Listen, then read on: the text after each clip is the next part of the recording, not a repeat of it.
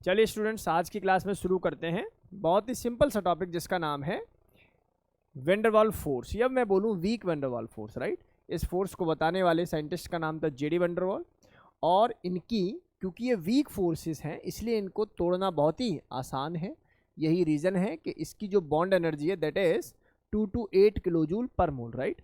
जैसे मान लीजिए कोई वीक फोर्स बना, कोई बॉन्ड बना, और बॉन्ड का मतलब ही अट्रैक्शन होता है। कोई भी एक अट्रैक्शन है उसको ब्रेक करने के लिए कम एनर्जी की रिक्वायरमेंट होगी यहाँ, राइट।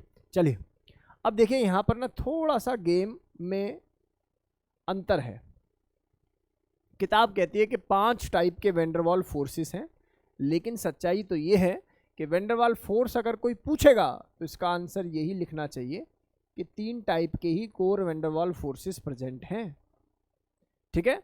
जिनमें पहला टाइप जो आता है that is ion dipole interaction. ये एक टाइप का फोर्स है, वेंडरवाल फोर्स है ion dipole interaction, dipole dipole interaction. इसका दूसरा नाम है किसॉम अट्रैक्शन, राइट। और थर्ड जो कैटेगरी है इसका नाम है आयन इंड्यूस्ड डाइपोल, और फोर्थ है डाइपोल इंड्यूस्ड डाइपोल जिसका दूसरा नाम डिबाई अट्रैक्शन भी है। और लास्ट हमारे पास आता है लंदन फोर्स, बड़ा ही फेमस है, जिसको हम लोग डिस्पर्जन फोर्स के नाम से भी जानते हैं। और इसका तीसरा नाम है इंस्टेंटेनियस डाइपोल, अचानक से कम समय के लिए बनने वाला डाइपोल। और इंड्यूस्ड डाइपोल, उसकी वजह से एक नया नॉन पोलर सब्सटेंस पोलरिटी में कन्वर्ट हो जाता है, वो सिखाएंगे अभी। लेकिन इतनी बातें आप लोगों को समझ में आ गई। चलो सर, आपने बोला कि किताब में 5 लिखे हुए हैं लेकिन रियल जो वंडरवाल फोर्स है वो 3 ही है, तो इनमें से वो कौन है? तो ध्यान से समझिए। पहला जो वंडरवाल फोर्स है, मैं बोलूं मेरी नज़र में जो वंडरवाल फोर्स है वो सेकंड, इसके अलावा ये वाला भी वेंडरवाल है और ये भी वेंडरवाल है। सर फिर इनको क्यों रखा जाता है इस कैटेगरी के अंदर, क्यों रखा जाता है? ये वीक फोर्सेस हैं। कैसे फोर्सेस हैं बेटा? वीक फोर्सेस हैं, राइट। चलिए मैं शुरुआत करता हूं, बहुत ध्यान से समझिए, सीखने की कोशिश करिए। प्यारे बच्चों, एक बात बता दूं मैं आप लोगों को, मैंने जिस ऑर्डर में इसको लिखा है टॉप टू बॉटम, यही इसकी बॉन्ड की स्ट्रेंथ भी है। क्या मेरी बात समझ में आई या नहीं आई? Bond strength top to bottom क्या हो रही है बेटा जी? घट रही है। यानी कि सबसे ज़्यादा अगर किसी की स्ट्रेंथ होगी तो वो किसकी होगी? इनके अंदर आयन डाइपोल के अंदर। फिर मेरे पास डाइपोल डाइपोल, फिर ion induced dipole, then dipole induced dipole, and the last is London force, right. तो ये कैटेगरी हम लोगों ने आप लोगों के सामने रख दी। अब मेरी बातों को बहुत ध्यान से सुने सभी बच्चे। देखिए इधर सुनिए। सर आपने ना यहाँ पर एक टर्म यूज़ किया जिसका नाम है डाइपोल। तो क्या ये सर वही फिजिक्स वाला डाइपोल है जिसकी डेफिनेशन हम लोगों ने पढ़ी है? डाइपोल की डेफिनेशन आपने पढ़ी होगी फिजिक्स के अंदर, equal and opposite charge separated by the distance 2a या 2x या x या a, ऐसा समथिंग आप लोगों ने इसको पढ़ा होगा। बिल्कुल वही चीज़ें हैं, बहुत ध्यान से समझे सभी बहुत ध्यान से समझे। देखो केमिस्ट्री के अंदर क्योंकि मैंने आपको डाइपोल मोमेंट पढ़ा दिया है तो मैं ये बात इसलिए कह सकता हूँ कि अगर नेट डाइपोल मोमेंट 0 होगा, ऐसे सब्सटेंस नॉन पोलर सब्सटेंस कहलाए जाएंगे। कैसे कहलाए जाएंगे? Non polar. जबकि अगर नेट डाइपोल मोमेंट 0 नहीं होगा, जैसे कि पानी, उस केसेस में इनको मुझे क्या बोलना चाहिए? मुझे इनको पोलर सब्सटेंस बोल देना चाहिए। बोलो ये बात समझ में आती है सभी बच्चों को? यहाँ तक कोई डाउट है क्या किसी बच्चे को? देखिए भाई बहुत ध्यान से देखिए, सभी बहुत ध्यान से चीज़ों को सीखने की कोशिश करिए भाई। तो ये वाली बात हम लोगों को समझ में आई। देखो बेटा, नॉन पोलर के अगर कोई मुझसे एग्जाम्पल पूछता है तो नॉन पोलर का एग्जाम्पल बड़ा ही सिंपल है सर। जैसे H2 हो गया, जैसे Cl2 हो गया, जैसे Br2 हो गया, जैसे I2 हो गया, ये सभी नॉन पोलर स्पीसीज ही हैं। और अगर मुझसे कोई पोलर पूछता है तो पोलर बोले तो डाइपोल, जिसके अंदर 2 क्या बन रहे हो? पोल बन रहे हो, जैसे कि वाटर मॉलिक्यूल, जैसे कि अमोनिया, जैसे कि बताइए XCF6, और भी बहुत सारे जिनका नेट डाइपोल मोमेंट क्या ना हो बेटा? 0 ना हो। SO2, इस टाइप के सब्सटेंस को मैं क्या बोलता हूँ? डाइपोलर, या मैं बोलूँ पोलर, राइट। तो ये डाउट हमारी क्लास के किसी बच्चों को अब नहीं रहना चाहिए कि कैसे हम लोग डाइपोल को डिस्टिंग्विश करते हैं। चलिए भाई मैं शुरू करने जा रहा वाला हूँ अब ये टॉपिक, रियल क्लास अब शुरू होने वाली है, ठीक है भैया? बहुत ध्यान से देखो सभी।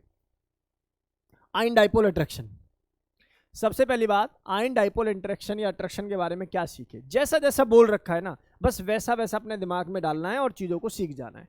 इधर देखेंगे सभी, आयन बोले तो सर या तो वो कैटायन होगा या तो वो अनायन होगा, बहुत बढ़िया। और डाइपोल बोले तो जिसका नेट डाइपोल मोमेंट जीरो ना रहा हो, मतलब वो एक पोलर सबस्टांस रहा हो, मतलब जैसे पानी, जैसे अमोनिया, जैसे फला, जैसे डिका, मतलब कंसर यही है कि नेट डाइपोल मोमेंट जीरो ना हो। चलो सर एग्जाम्पल के तौर पर ले लेते हैं एक सबस्टांस जिसका नाम है Na+।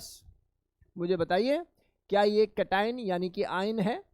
और दूसरी तरफ मैं ले लेता हूँ ऑक्सीजन यानी कि वाटर मॉलिक्यूल ले लेता हूँ, जिसको आप लोगों ने डाइपोल सुना होगा, हाँ या ना। तो एक तो है कैटायन और एक क्या है बेटा, पोलर सबस्टांस यानी कि डाइपोल है। तो आप क्या सीख पा रहे हो, सीख ये पा रहे हैं सर क्योंकि ऑक्सीजन ज़्यादा इलेक्ट्रोनेगेटिव होने की वजह से हाइड्रोजन से इलेक्ट्रॉन लेके इसके ऊपर कैसा चार्ज ला देगा, नेगेटिव। और जब नेगेटिव चार्ज आएगा तो इस प्लस के साथ क्या होगा, अट्रैक्शन होगा।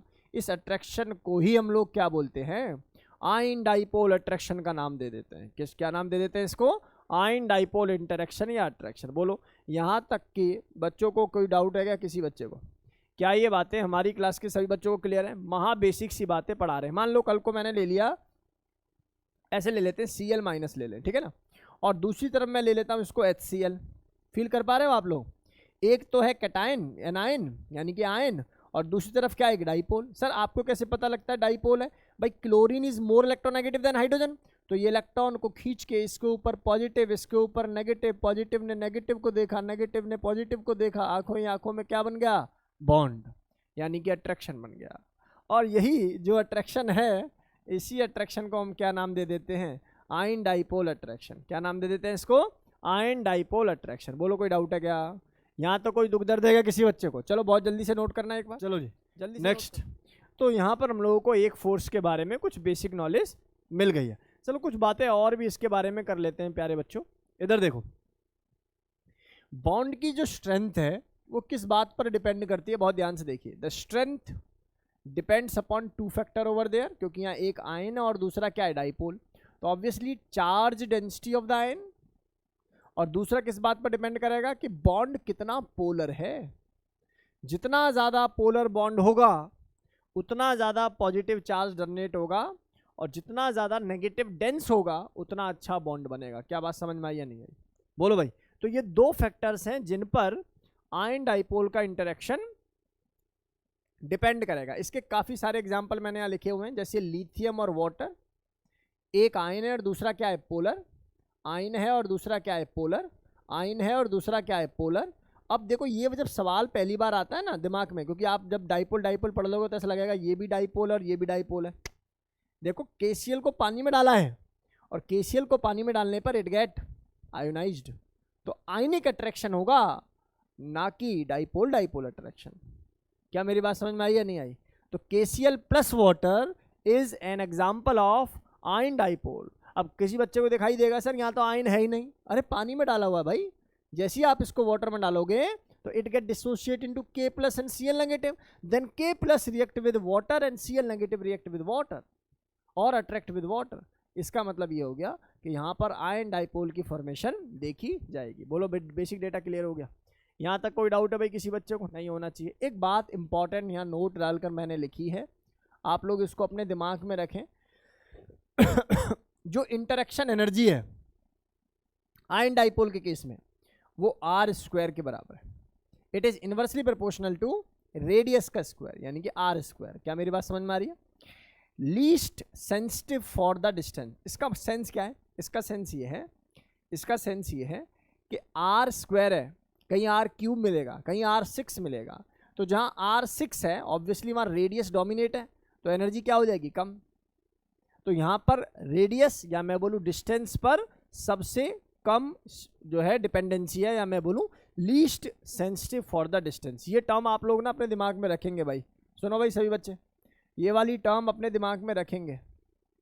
पूछने का तरीका होता है, वो ये पूछ सकता है कि इन सभी फोर्सेस में से लीस्ट सेंसिटिव डिस्टेंस या forces least sensitive for the distance कौन सा फोर्स होगा।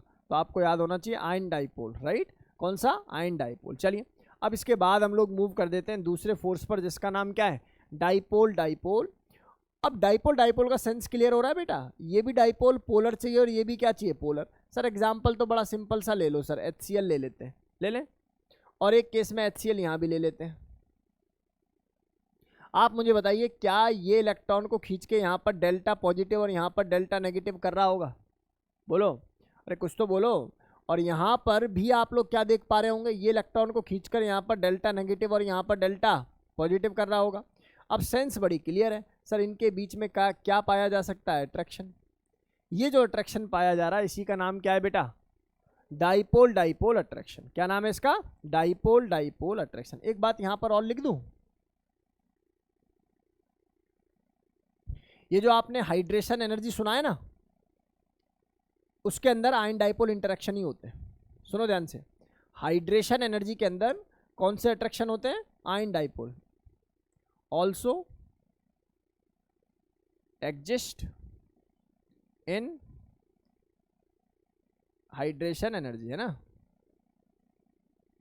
जब हाइड्रेशन एनर्जी रिलीज होती है, it is because of the ion dipole interaction. ठीक है मेरे भाई, चलो आओ इधर आ जाओ। तो डाइपोल डाइपोल इंटरेक्शन या अट्रैक्शन में ये गेम मैंने आप लोगों को सिखा दिया, यहाँ तक कोई दिक्कत वाली बात नहीं। कुछ और एग्जाम्पल बताएगा, बता। जैसे आप लोगों ने सुना होगा हाइड्रोजन बॉन्ड, सुना है, क्या होता है उसके अंदर, यही तो होता है, देखो वाटर है और यहाँ पर भी ऐसा है। ये मैंने पढ़ा दिया हाइड्रोजन बॉन्ड अच्छे से भाई। अब क्योंकि तुम समझदार हो और तुम्हें मैंने सिखाया भी है कि यहाँ से इलेक्ट्रॉन जाके इसके ऊपर डेल्टा पॉजिटिव आ जाता है, आता है, और ये डेल्टा पॉजिटिव इसके लॉन पेयर को क्या कर देता है, अट्रैक्ट करता है। इसी बॉन्ड का नाम तो हाइड्रोजन बॉन्ड होता है।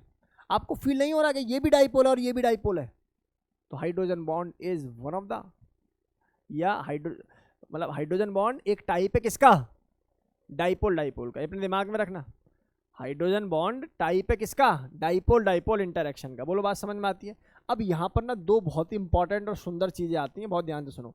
एग्जाम्पल तो सारी दुनिया याद करती है, सर ये भी पोलर ले लो, ये भी पोलर ले लो, पोलर पोलर पोलर पोलर, तो ये सभी एग्जाम्पल किसके हो जाएंगे बेटा जी, डाइपोल डाइपोल इंटरेक्शन के। क्लियर।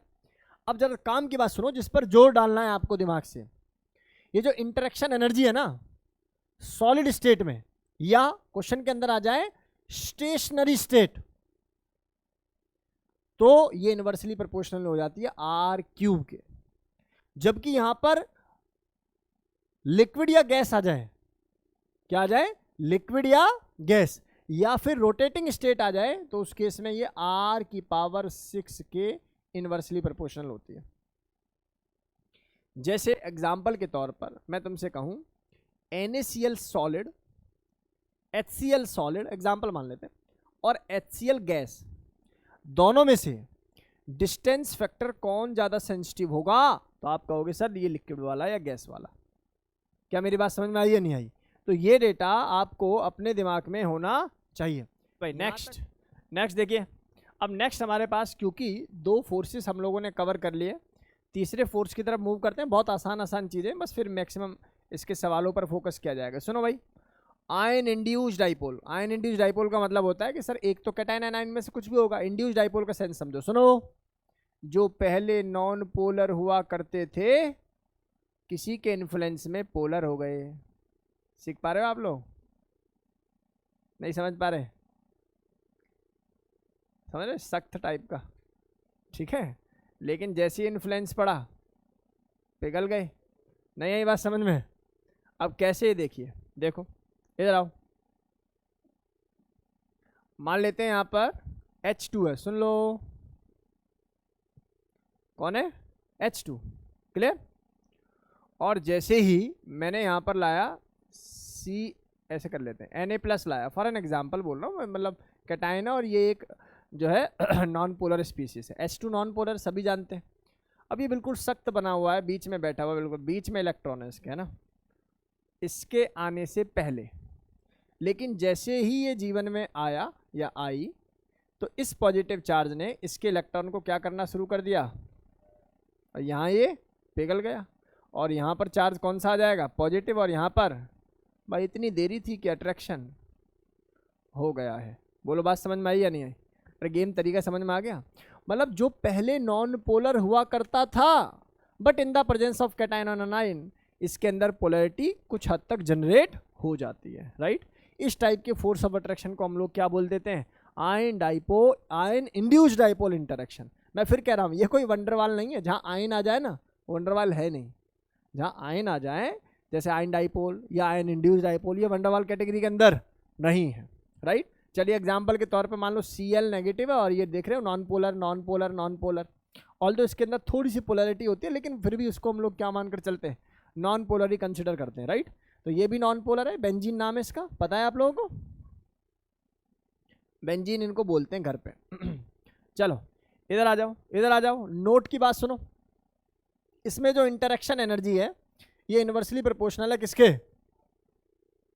R की पावर 4। आप लोगों ने एक चीज ऑब्जर्व की क्या, कि जितने भी मैं आयनिक फोर्स वाला डेटा बता रहा हूं, आयन जहां आ रहा है उस केस में रेडियस पर डोमिनेशन कम है एज कंपेयर टू वंडरवॉल्स। आगे पढ़ाऊंगा R की पावर 6, R की पावर 6। क्या मेरी बात समझ में आ रही है नहीं आ रही, क्या गेम समझ में आ रहा नहीं आ रहा। लेकिन अगर मैं आयन डाइपोल और आयन इंड्यूस्ड डाइपोल को कंपेयर करूंगा तो इसमें कोई संदेह नहीं है कि इसका डोमिनेशन फैक्टर रेडियस का ज्यादा है as compare to ion dipole, क्योंकि आयन डाइपोल में क्या था, R की पावर 2 R2, और यहाँ क्या है बेटा R4। बोलो गेम समझ में आया पक्का। तो ये डेटा बहुत ही इजीली आप लोगों को समझ में आ गया। जनरली ऐसा कहा जाता है कि more sensitive for the distance as compare to the ion dipole. जो मैंने बोला वो मैंने लिख दिया डायरेक्ट। क्या मेरी बात समझ में आई आप लोगों को, it is more sensitive for distance as compare to the ion dipole. जो आयन डाइपोल था उसमें R² था, ये R की पावर 4 है। आप एक बात समझो, वहां का R मान लेते हैं 0.5 और यहाँ का R 0.5, तो बेटा ये वाला फैक्टर इसमें बड़ा होगा ना, होगा कि नहीं होगा। तो it means it is more sensitive for the radius और द डिस्टेंस, हाँ या ना, ये क्या होगा, मोर सेंसिटिव होगा। चलो सर बात आपकी समझ में आ गई है, आगे मूव कर लेते हैं। बहुत ही सिंपल चीजें आप पढ़ा रहे हो। डाइपोल इंड्यूस्ड डाइपोल के बारे में बात कर लेते हैं। नाम से पता लग रहा है डाइपोल बोले तो क्या, पोलर, और ये क्या है बेटा इंड्यूस्ड डाइपोल। पहले क्या होता है, लेकिन किसकी प्रेजेंस में, पोलर की, आयन की, या किसी भी ऐसे सब्सटेंस जो उसको पोलराइज कर दे, कैसा बिहेव करने लगता है, पोलर। अब अपने दिमाग में आप बस एग्जांपल ढूंढो और सीधा आंसर आएगा। एग्जांपल ले लेते, मानो HCl एक पोलर है, और यहाँ कोई भी एग्जांपल ले लो सर, O2 ले ले, नॉन पोलर था पहले कभी जीवन में। अब मान लो यहाँ पर नेगेटिव चार्ज जनरेट हुआ, यहाँ पर पॉजिटिव। सर मान कैसे लें भाई, Cl नेगेटिव है, ज़्यादा इलेक्ट्रोनेगेटिव है, खींचेगा तो नेगेटिव और इसके ऊपर क्या कर देगा, पॉजिटिव। अब मुझे एक बात बताइए कि यहाँ जो ये इलेक्ट्रॉन है और यहाँ जो ये नेगेटिव चार्ज है, क्या इनमें रिपल्शन होगा, बिल्कुल होगा। और जब रिपल्शन होगा सर कौन कौन से वाला, ये नेगेटिव चार्ज इन इलेक्ट्रॉन्स को रिपेल करेगा, तो यहाँ पर कौन सा चार्ज डेवलप हो जाएगा, पॉजिटिव, और यहाँ पर नेगेटिव, और नेगेटिव ने पॉजिटिव को फिर से देखा।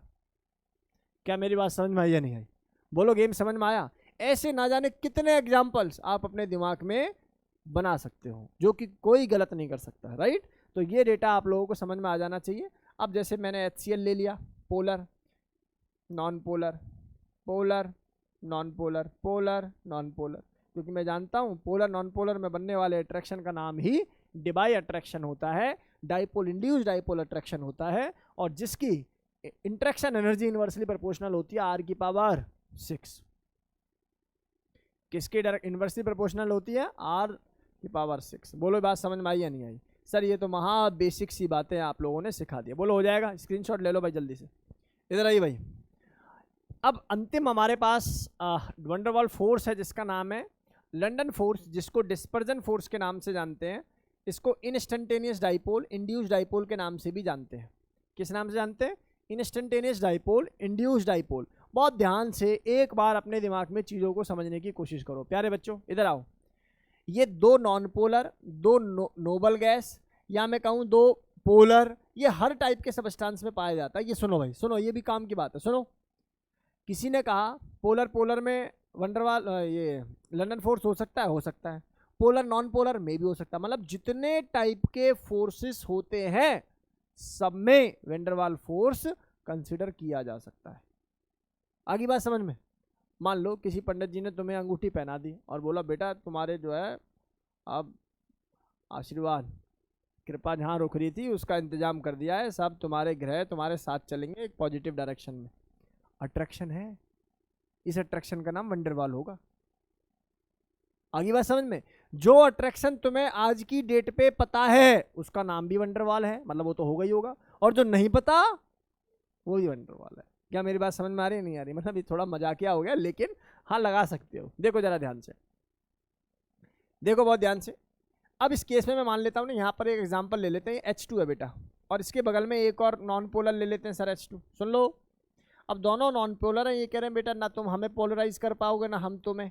तो फिर एक दिन एक करिश्मा होता है, क्या कि कुछ क्षण के लिए, कुछ सेकंडों के लिए सारे नेगेटिव यानी कि इलेक्ट्रॉन पार्ट इसके एक साइड हो जाते हैं, और जैसे ही नेगेटिव पार्ट एक साथ होंगे तो इसमें कोई संदेह नहीं है, पॉजिटिव वाले भी एक साइड हो जाएंगे, हाँ या ना? और जैसे ही ये मतलब फ्रैक्शन ऑफ सेकंड के लिए ऐसा हुआ, इसके प्रेजेंस में जैसे ही H2 था तो ये पॉजिटिव वाला इसको क्या कर लेगा? पोलराइज कर देगा। नहीं आई बात समझ में? और ये जो अट्रैक्शन बनेगा, जो कि बहुत बहुत बहुत बहुत बहुत बहुत वीक होगा, इसी का नाम होगा डिस्पर्जन फोर्स, इसी का नाम होगा लंदन फोर्स। इसलिए इसको बोला जाता है इंस्टेंटेनियस डाइपोल। इंस्टेंटेनियस डाइपोल की प्रेजेंस में इसके अंदर इंड्यूस हो गया पोलैरिटी, तो बोला गया instantaneous dipole, induce dipole interaction. क्या मेरी बात समझ में आई या नहीं आई? तो ये डेटा हमारी क्लास के बच्चों को क्लियर होना चाहिए। सर ये भी नॉन पोलर है, ये भी नॉन पोलर है, सर ये भी नॉन पोलर है, ये भी नो हेलोजन है ना, सॉरी नोबल गैस। यहाँ पर non polar non polar non polar non, समझ में आ गया होगा शायद, कोई दिक्कत वाली बात इसमें नहीं रही होगी। सर किसी ने पूछा इसमें इंटरेक्शन एनर्जी नहीं बताओगे? Again inversely proportional to R की पावर 6। सुनो भाई, देखो इंटरेक्शन एनर्जी की ट्रिक सुनो। सुनो, जितने रियल वंडरवॉल फोर्स हैं inversely proportional to R6 except in the case of solid, except in the case of solid dipole dipole interaction. Clear है मेरे भाई? सॉलिड डाइपोल डाइपोल इंटरेक्शन को छोड़कर बाकी सभी में R की पावर 6 लगेगा। अब आयन वाले पे आ जाओ। आयन में जो स्ट्रॉन्ग है आयन डाइपोल R की पावर 2, और जो उससे वीक है R की पावर 4। बोलो गेम समझ में आ गया? इस डेटा को अपने दिमाग में रखेंगे भाई। अलग अलग किताबों में डेटा में थोड़ा सा वेरिएशन है, कहीं R की पावर 4 को R की पावर 3 भी लिखा हुआ है, तो वो कंफ्यूजन क्रिएट कर देता है डाइपोल डाइपोल सॉलिड के साथ। इसको R की पावर 4 मानकर ही चलेंगे आप लोग, ठीक है? तो यहाँ तक कोई डाउट किसी बच्चे को नहीं रहना चाहिए। बड़ा ही सिंपल सा सवाल अगला दिखाई दे रहा होगा तुम्हें, देखो जरा। डिस्पर्जन फोर्स प्रेजेंट इन, बताओ भैया, पोलर पोलर में हो सकता है क्या? क्या पोलर नॉन पोलर में हो सकता है क्या? क्या नॉन पोलर नॉन पोलर में हो सकता है? या सब में ही हो सकता है? All of this. क्या गेम समझ में आ गया बेटा? सभी के अंदर यहां पर डिस्पर्जन फोर्स देखा जा सकता है। अगला सवाल पूछा किसी ने कि वंडरवॉल फोर्स के ऑर्डर में बता दो। भाई मैंने अभी तुम्हें कुछ चीजें बताई थी, क्या आयन डाइपोल का फोर्स ऑफ अट्रैक्शन ज्यादा होता है डाइपोल डाइपोल से। फिर मैंने बताया आयन इंड्यूस डाइपोल, फिर मैंने बताया डाइपोल इंड्यूस डाइपोल, और लास्ट में बताया लंदन फोर्स। सही बात है? बताओ। अरे यही बताया होगा। अब बताइए मुझे, ये Cl नेगेटिव है तो क्या ये आयन है और क्या ये डाइपोल है HBr? तो आयन डाइपोल बन रहा होगा। क्या ये भी आयन है और क्या ये इंड्यूस डाइपोल होगा कि नहीं होगा? H2 नॉन पोलर था, तो क्या ये इंड्यूस डाइपोल मतलब कि कौन सा लंदन फोर्स होगा कि नहीं होगा? किसी ने पूछा वंडरवॉल फोर्स की स्टेबिलिटी का ऑर्डर बता दो, तो ऑब्वियसली सर किससे ऐसे हो जाएगा सर, क्योंकि कैसा फोर्स है? Ion dipole. भाई मैं लिख दूं या समझ में आ गया?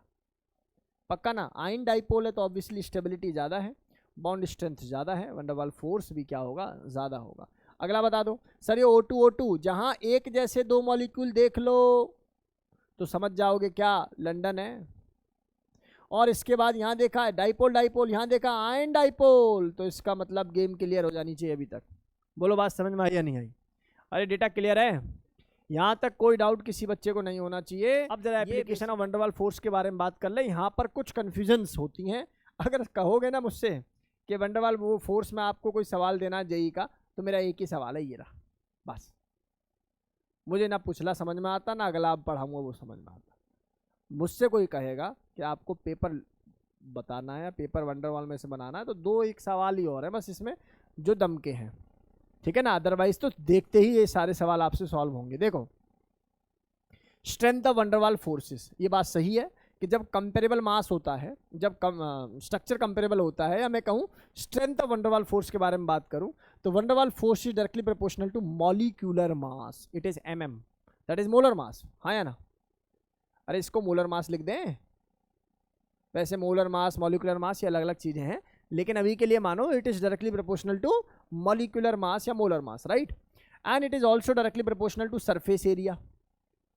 किसके डायरेक्टली प्रोपोर्शनल होगा? सरफेस। अच्छा मुझे एक बात बताओ, ये वाली स्ट्रेंथ ज्यादा है या ये वाली स्ट्रेंथ ज्यादा है? इसका एक बड़ा रीजन है कि क्योंकि सरफेस एरिया ज्यादा है। नहीं समझ में आ रहा?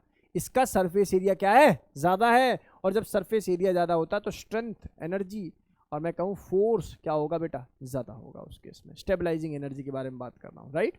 तो strength of van der Waals force is directly proportional to molecular mass which is directly proportional to surface area, और सरफेस एरिया स्ट्रेट चेन के डायरेक्टली प्रोपोर्शनल होता है, और ब्रांचिंग के अगर ब्रांचिंग बन जाए तो क्या हो जाएगा बेटा? इनवर्सली। ये बात सही है गलत है? मैंने तुमसे बोला carbon carbon carbon carbon carbon straight chain है, यहाँ पर आप देख रहे हो एक हो गई बेटा क्या? ब्रांचिंग। यहाँ देख रहे हो आप लोग कितनी ब्रांचिंग आ गई बेटा? एक ये एक ये। तो कोई तुमसे पूछे भैया अरेंज करो इनको बॉइलिंग पॉइंट में, अच्छा समझ low boiling point melting point directly proportional है ना, तो मतलब वंडरवाल फोर्स में अरेंज करो, तो आप कैसे बताओगे? सर जिसका सरफेस एरिया ज्यादा, जिसमें ब्रांचिंग कम, जो स्ट्रेट चेन, उसके अंदर वंडरवाल फोर्स ज्यादा। नहीं यही बात समझ में? अरे सीखे। और जितना ज्यादा फोर्स होगा उतनी ज्यादा एनर्जी लगेगी उसको उड़ाने में और उसको पिघलाने में, मतलब बॉइलिंग पॉइंट और मेल्टिंग पॉइंट। Game clear? तो ये डेटा क्लियर हो गया होगा स्ट्रेट चेन के डायरेक्टली, ब्रांचिंग के इनवर्सली। चलो सर यहाँ भी कोई एक्सेप्शन है? ऐसी कोई क्लास है सर जिसमें एक्सेप्शन ना आते हो?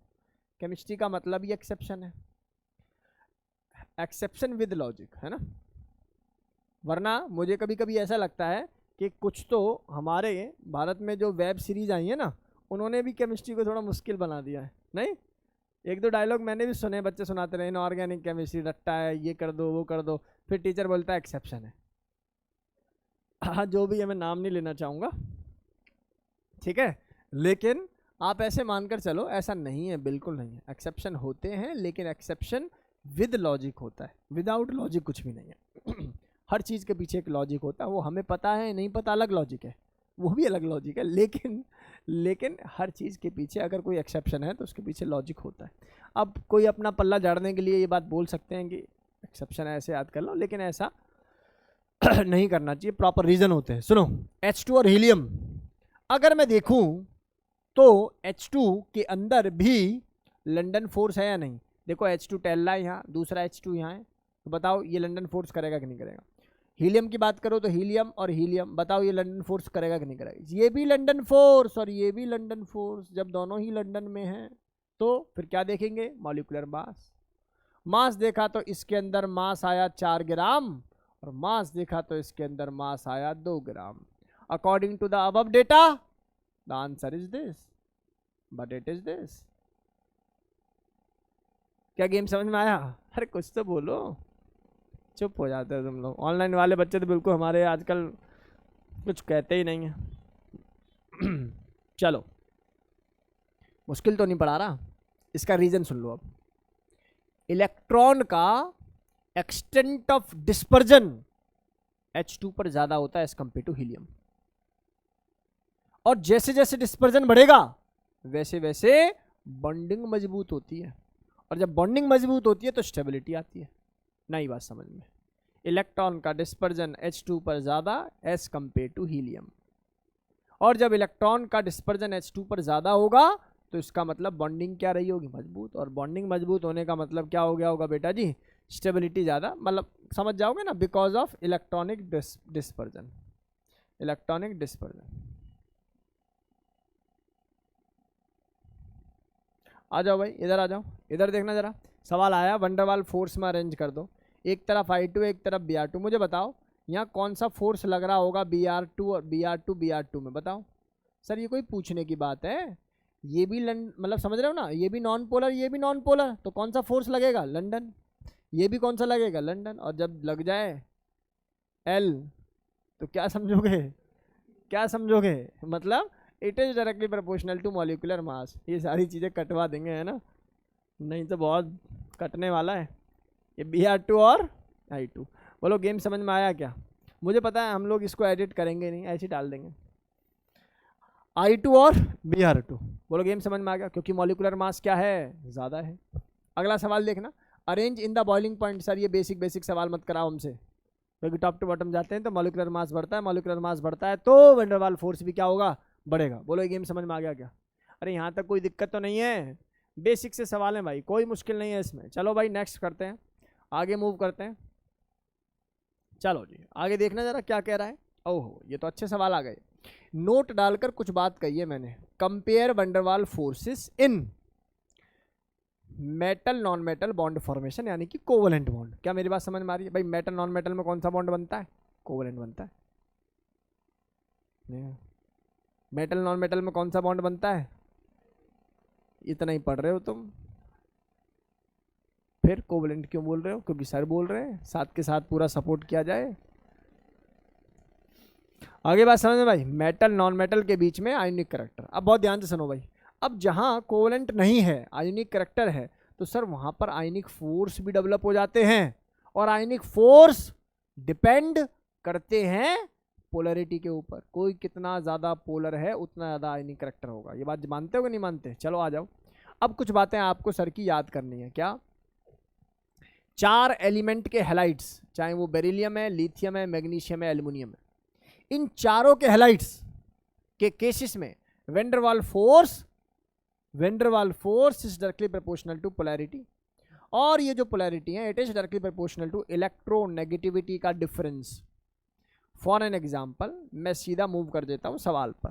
प्यारे बच्चों, ये BeCl2 है, BeBr2 है, BeI2 है। आप जरा अपनी दिमाग खोल के मुझे बताइए, आप जरा अपना दिमाग खोलकर मुझे बताइए कि इस केस में BeCl2, BeBr2, BeI2 है ना?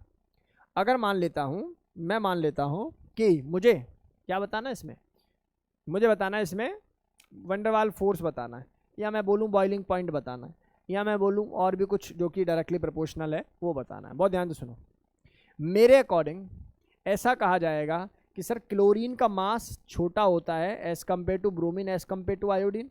तो टॉप टू बॉटम साइज बढ़ रहा है, साइज बढ़ रहा है, मास बढ़ रहा है, मास बढ़ रहा है, तो वैन डर वाल फोर्स इसका सबसे ज़्यादा होना चाहिए। लेकिन आंसर गलत होगा। क्यों? क्योंकि बेरिलियम का हैलाइड के केस में van der Waals force directly proportional to polarity या इलेक्ट्रोनेगेटिविटी का डिफरेंस। अब यहां पर दिमाग लगाओ, तुम आयोडीन, तुम्हारी इलेक्ट्रोनेगेटिविटी कितनी, 2.5, तुम बताओ जरा 2.8, तुम बताओ जरा 3.0 समथिंग। क्योंकि इलेक्ट्रोनेगेटिविटी ज्यादा है तो नो डाउट ये तो कॉमन ही है, तो मतलब डिफरेंस भी ज्यादा होगा, और अगर डिफरेंस ज्यादा होगा तो वैन डर वाल फोर्स भी ज्यादा होगा। बोलो बात समझ में आई क्या? अभी नहीं आई? अरे गेम समझ में आया क्या? आप ये समझ के ना बहक जाना कि मास ज्यादा तो वैन डर वाल फोर्स ज्यादा। आप ये भी देख लेना कहीं कंपाउंड आयोनिक तो नहीं है, कहीं मेटल नॉन मेटल तो नहीं है। वो सब किसमें लगेगा? Covalent bond, core covalent bond की फॉर्मेशन, जैसे HCl, जैसे HI, जैसे HF, जैसे H2, उस फॉर्मेशन के अंदर आप वो बातें लगा सकते हो। मान लो किसी ने पूछा भैया बॉइलिंग पॉइंट के ऑर्डर में अरेंज करके दिखाओ इसको, क्या कहोगे? सर ये एल्युमिनियम है और हैलाइड है, और हैलाइड है, एल्युमिनियम भी है, इसका मतलब डायरेक्टली प्रोपोर्शनल टू इलेक्ट्रोनेगेटिविटी का डिफरेंस।